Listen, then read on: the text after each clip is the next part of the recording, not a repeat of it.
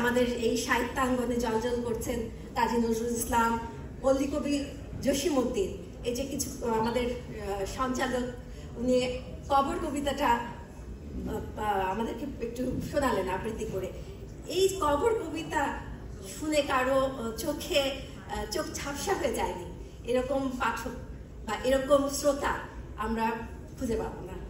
আর একই কবি উনি কি লিখেছেন, তুমি যাবে ভাই, যাবে মোর সাথে আমাদের ছোট গায়ে, গাছের ছায়ায় লতায় পাতায় উদাসী বনের বায়।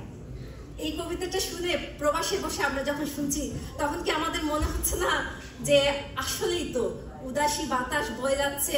আপনার একটা চোখটা যদি একটু বন্ধ করেন আপনি কিন্তু শুনতে পাবেন সেই বাঁশঝাড়ের গ্রামের সেই বাতাস চলে যাওয়ার শব্দ।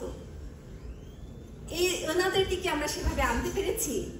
এখন আমরা সুফিয়া কামালের সেই কবিতার কথা আমার বলতে হয়, অনেক কথার গুঞ্জন শুনি, অনেক গানের সুর, সবচেয়ে ভালো লাগে যে আমার মাগো ডাক সুমধুর। এই যে অনেক কথার গুঞ্জন, অনেক ভাষার ভিড়, অনেক সাহিত্যের ভিড়, এর মধ্যে আমাদেরই কিন্তু আমাদের বাংলা সাহিত্যকে বিশ্বের দরবারে নিয়ে যেতে হবে।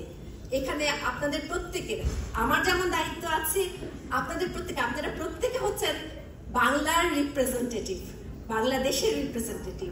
আপনাদের প্রত্যেকের দায়িত্ব আছে, বিশেষ করে মা বাবা যারা আছেন তাদের সাথে হচ্ছে বাংলা বই যেগুলো পড়ে পড়ে আমরা, আমাদের জন্মের পর থেকেই তো আমরা সেই নতুন নতুন পায়রাগুলো ছোটন বেঁধেছে।